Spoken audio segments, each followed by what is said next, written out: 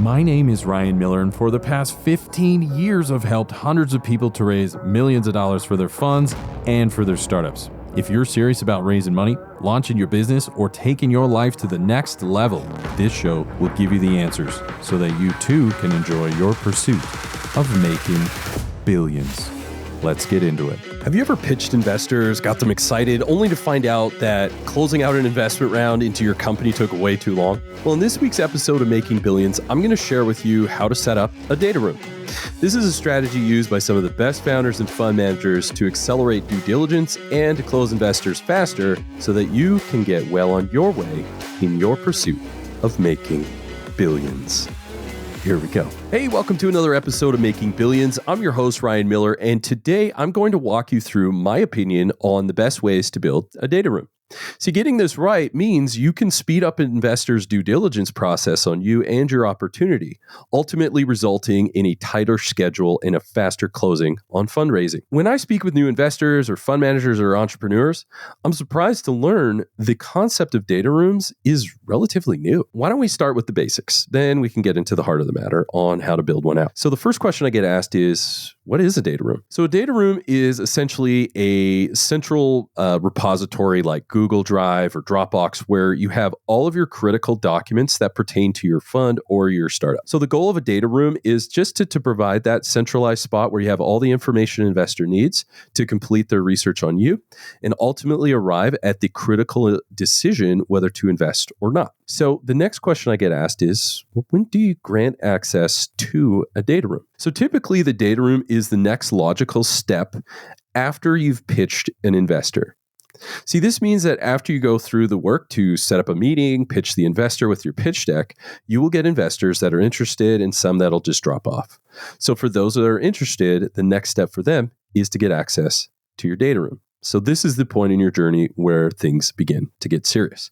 So at this junction, you're about to open the kimono and reveal all your business forecasts, legal documents, in-depth bios, tax filings, and more. When I get to this point in my journey, I like to get my potential investors to just sign an NDA so that by doing that, they are granted access to my data room. The next question I get asked is, what are some good providers of data rooms? Well, it depends. If you're on a tight budget, you can just use Google Drive, SharePoint, Dropbox. Those are usually fine for like 90% of people. While there are better options out there with more security, these are the cost-effective tools. But as I mentioned, there are some trade-offs. And those trade-offs are that some of these free tools lack maybe some controls that may or may not be necessary. But those controls that you typically see that some people want is just to limit access to certain people accessing information that they don't need. For the sake of this conversation, let's just assume for now that this really isn't a big issue for most of you.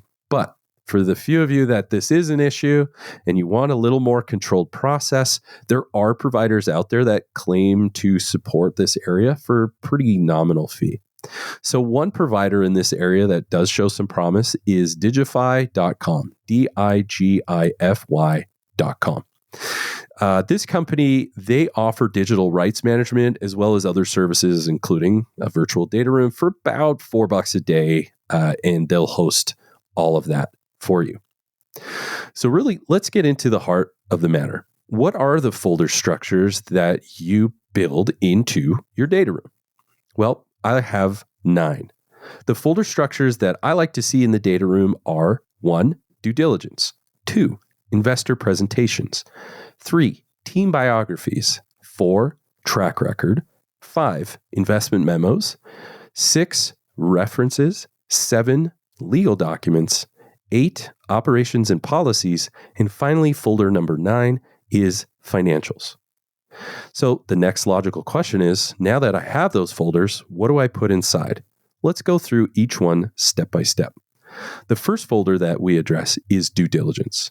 In the due diligence folder, you want to include items here that highlight your research process that you go through to make an investment. I have a due diligence checklist for mine, or investment key criteria. So in there, you just want to highlight the rigor that you go through in order to arrive at we are going to invest, whether it's OpEx or CapEx in your company or any type of buy box, whatever that is. You want to show that you guys take any deployment of capital very seriously, and you just want to illustrate the process that you have to deploy capital. The next thing that you want to put in place is folder number 2, which is investor presentation. So in this folder, you want to include your pitch deck. And really what you're trying to do is you want to ensure to the investors that your strategy here is clear. This is where your pitch book, your flip book, your one-pager, whatever visual presentations that you have, you want to put them here. This opens up to the third folder, which is team biographies. Now, this one's pretty simple. It's just a background on you, other partners, founders, advisors, board of directors, anybody that really has some influence in your company. You want to illustrate their backgrounds here to give the investors a good idea of kind of the governing influence that is going to affect their return on investment. To keep it simple, you just want to list the founders, maybe some early investors, some industry thought leaders, your board of advisors, anybody around there. Just have that broken out for the investors to clearly understand, as I like to say, who's who in the zoo. Really, you're just looking for anyone who can speak to the investment acumen of the team. Folder number 4, track record. It's pretty simple. It's just a background of your past investments or startups. If that exists, go ahead and put those in here.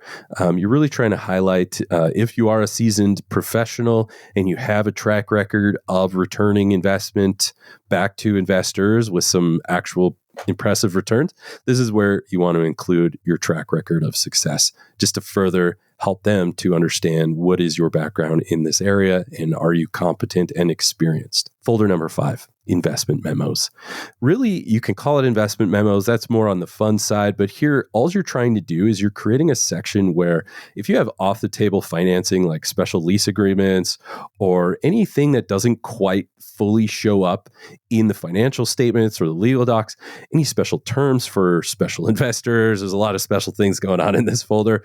So you really just want to illustrate to the investors, are there other side deals that maybe might surprise me later on down the road? You definitely don't want to surprise your investors, and they don't want to be surprised. So full disclosure is critical. I would say just a good idea here is just to explore with your attorney as far as what you need to disclose, if anything at all. And in fact, while we're talking about it, talk to your attorney about this entire thing just to make sure that it's sound and your idea and your interpretation of a data room. Just make sure that you get buy-in from your attorneys as far as what to disclose. I lean more on the side of full disclosure, maybe over disclosure. I don't like my investors to be surprised by anything. Folder number 6 is references. Here, it's pretty simple. Anyone that's invested in you that can speak to you or your team, your knowledge, really anything. You really want your potential investors to get a good sense of what it is that you're doing and really build that 360 view on you and your team and maybe your business, your opportunity that you're presenting. Really give them a good sense. Folder number 7, legal documents. This is the fun part that the lawyers like to dive in. This really just outlines, think of it like the rule book to a board game. They just want to understand how points are being scored, what are the rules of the game.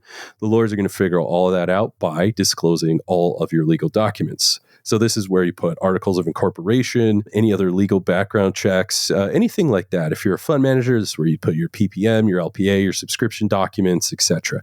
So really, this is all the legal binding things that are in this agreement that you need them to sign and their lawyers to sign.